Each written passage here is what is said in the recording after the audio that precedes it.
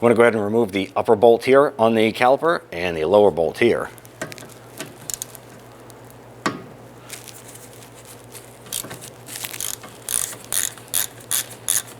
You can see the slide bolt here spinning. If you need to, you can put a wrench on that and hold that. In our case here, we can simply hold that with our finger.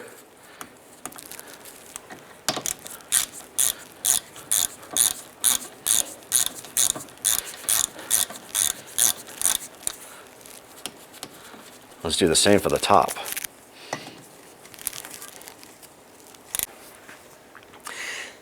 So we want to go ahead and remove the clip here from the e-brake cable. By doing so, this is going to allow us to remove this brake caliper and have more maneuverability with it to get it out of the way. All right, now that the clip is removed, we're now going to use a pair of pliers and just release a little bit of the pressure here. We're going to grab the bracket right here for the e-brake, and we're going to have some flexibility there. Just bend that down, and we're going to go ahead and pop this cable off. We have a little bit of rust buildup on here, so we're going to go ahead and tap that off.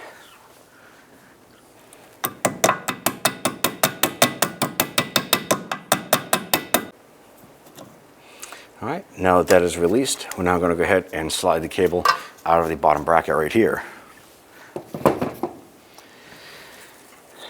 Might be a little rusted in there, so we're going to have to work that a little bit. So just going to try and shake some of the rust out of here. I'm going to get up on top right on the ridge here and try and work this unit down. I applied some rust penetrant right here, so what we're going to do is use a pair of pliers. I'm just going to grab this. I just want to try and work it a little bit. See if we can get this to move at all.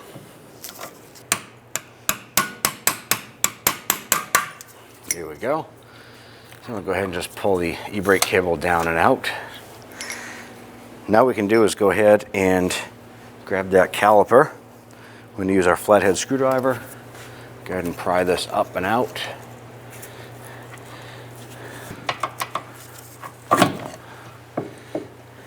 With that loose, we're going to go ahead and use our hanger here.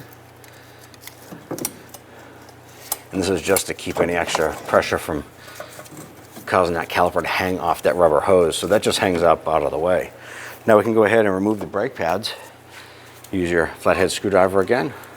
Slide these out, paying attention to what pad goes where. See the squeak tab unit goes on the back side. I'm going to go ahead and remove the upper caliper bracket bolt right here, and then we're going to remove the lower one and remove that bracket. I'll go ahead and remove both bolts and the caliper bracket, set those aside. Now I want to go ahead and remove the Phillips head screw holding the rotor on. Your vehicle may or may not have this. It is not critical to the operation of the brakes.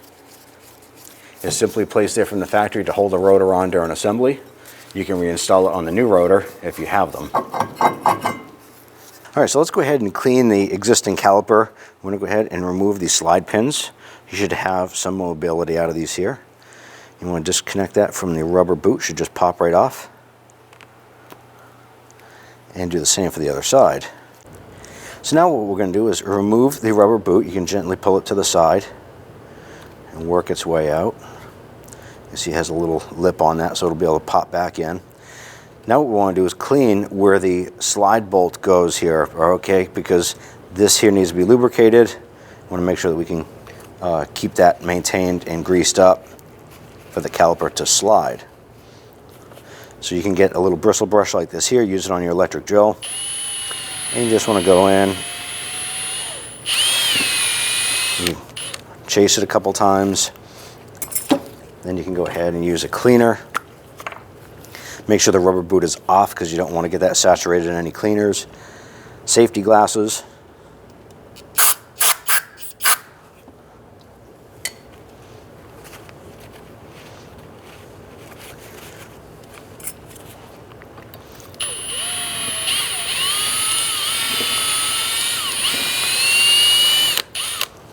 I want to take the slide pin and you want to do the cleaning for this as well and spray that down. You can use a wire brush for this, or if it's not too bad, you can just wipe it down with a rag.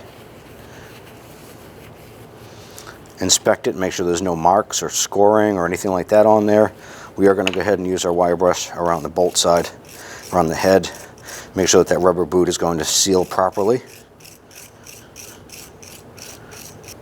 Give it another squirt for good measure.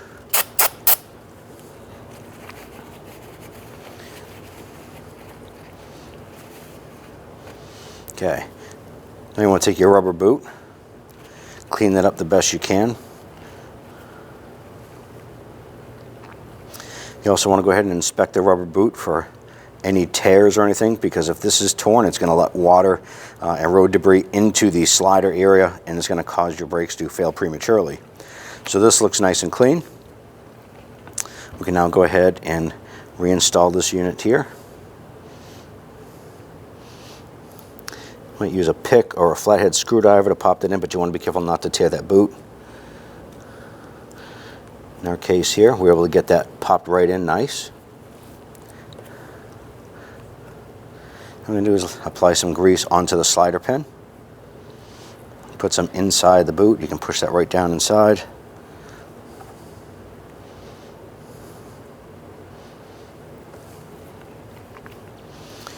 Go ahead and slide that back in. The boot will pop back on. Just give it a wipe down. I'll go ahead and repeat for the other side. Once you have your slider pins set and greased up, we're now going to go ahead and remove the pad slides right here. Just use a flathead screwdriver and just pop those off like that. Repeat for the other side. Now you want to take your wire brush here. You want to clean where the slides sit, because there can be some rust build up there. Flip it over, repeat for the other side. So you can see I'm cleaning this. I reinstalled the boot and the pin. I'm just being careful with this. If you want to clean this before cleaning up the slide pin and the rubber boot, tear it all apart, clean it, and then do your reassembly. Now what we're going to do is just apply a dab of grease here and here. Repeat for the other side. And take your newly supplied slides here. Press them down and on. It should lock into place. You want to repeat for the other side. And before you flip that over, you can go ahead and clean this.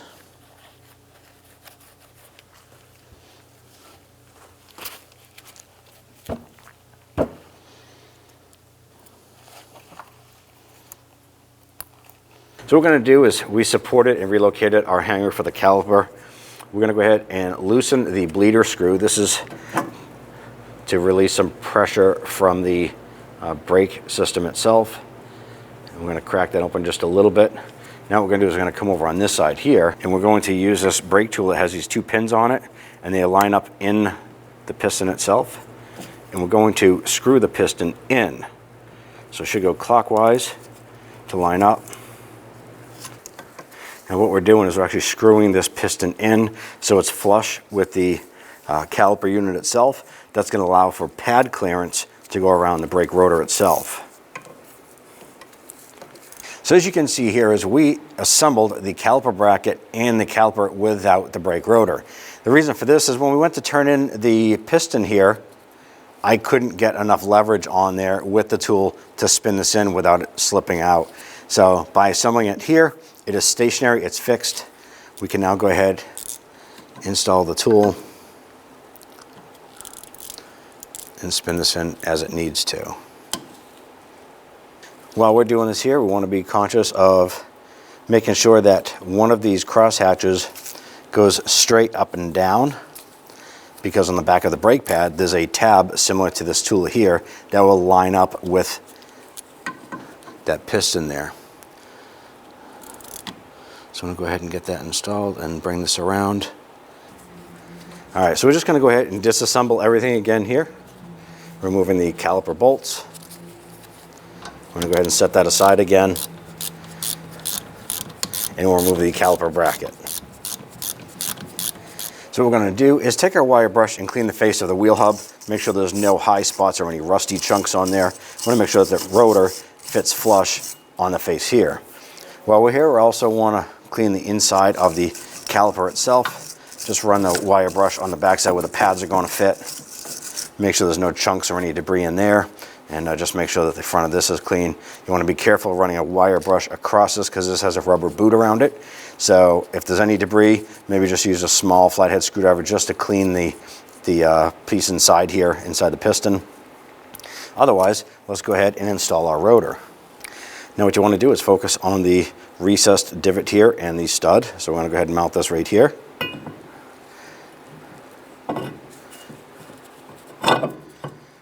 And then we're going to go ahead and install that Phillips head screw to hold that rotor in place. Now this particular rotor has a special coating on it. It does not need to be cleaned. A standard rotor may be delivered, or you may order a brake rotor that has an oil coating on it. You want to then go ahead and use a degreaser, spray down the rotor, wipe it down, both sides, back and front, and then install. Now these bolts here are the ones that hold the caliper bracket in place. When we removed it, there was anti-seize compound down here, and you know, even though it's a great thing to do, it is the wrong thing to do. What happens is the vibration and torque and stresses of the brakes can actually cause these bolts to back out. So what we're going to do, we're going to clean this, we're going to spray it down, wire brush it, and get that garbage out of there. I want to do this for both bolts. Making sure they're nice and clean. Maybe give them one more shot. Do the same for the other one.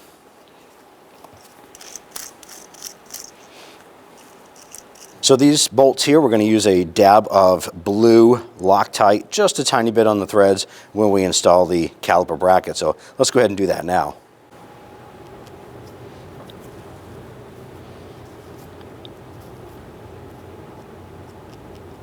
Let's go ahead and line up the caliper bracket, slide that over the rotor, get that upper bolt started. Once we get that started a few threads, go ahead and repeat for the lower bolt. I'm just going to go ahead and snug these caliper bracket bolts down.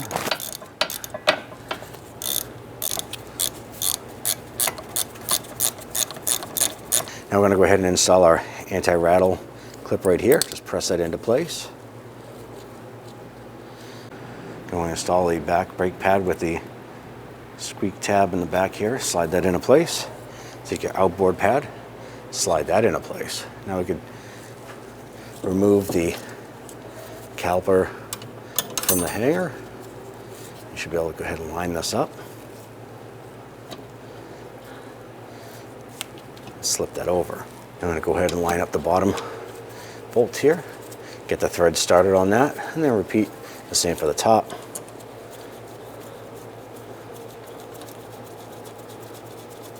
And we're just going to snug those down. So as we go to tighten this, you can see that the unit is slipping inside. So I'm just going to put a wrench on that, and we'll go ahead and snug that down. Do the same for the bottom.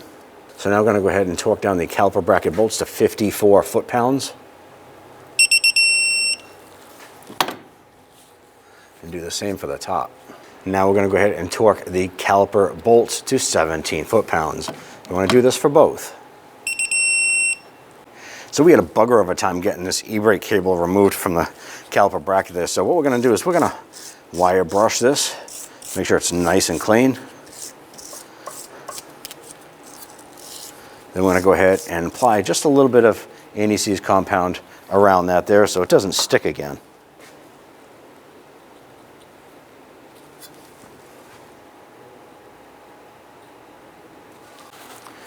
Make sure that the hole up top is clear of any debris, and then we're simply going to feed this back up and through.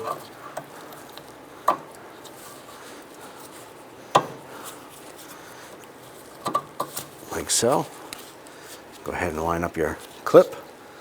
You push that on. And if you have to, you can go ahead and use a pair of pliers. We're going to go ahead and use a hammer just to go ahead and tap that on. Like so. Using a pair of pliers, we should be able to go ahead and get this lined up again. Go ahead and get this cable installed on there.